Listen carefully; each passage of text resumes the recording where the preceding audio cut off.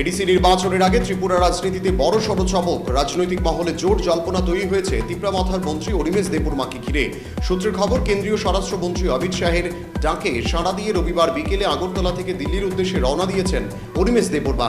দীর্ঘদিন ধরে তিপ্রামাথার প্রতিষ্ঠাতা প্রদ্যুৎ কিশোর দেববর্মনের সঙ্গে ঘনিষ্ঠ হিসেবে পরিচিত ছিল তিনি। রাজনৈতিক মহলের একাংশের মতে দিল্লিতে অমিত শাহের সঙ্গেই বৈঠকের পর বড় রাজনৈতিক সিদ্ধান্ত সামনে আসতে পারে। এমনও জল্পনা ছড়িয়েছে যে তিপ্রামাথার সঙ্গে দূরত্ব তৈরি করে অনিমেষ দেববর্মা বিজেপিতে যোগ দিতে পারেন। বিজেপির অন্দরে খবর অনুযায়ী এই যোগদান বাস্তবায়িত হয় তাহলে রাজ্য ফিরে এসে তিনি গুরুত্বপূর্ণ দায়িত্ব পেতে পারেন বলেও আলোচনা চলছে। এদিকে পাহাড়ের ভোটকে সামনে রেখে শাসক জোটের দুই প্রধান শরিকের মধ্যে রাজনৈতিক সমীকরণ নতুন মোড় নিতে পারে বলেই মনে করছে রাজনৈতিক বিশ্লেষকরা। ফলে এডিসি নির্বাচনের আগে ত্রিপুরার রাজনীতি আরও উত্তপ্ত হয়ে উঠেছে। এই সম্ভাব্য রাজনৈতিক পালাবদলকে ঘিরে রাজ্য রাজনীতিতে চাঞ্চল্য ছড়িয়েছে। এখন নজর দিল্লির দিকেই। সেখানকার বৈঠক থেকে কি বার্তা আসে সেটাই দেখার বিষয়।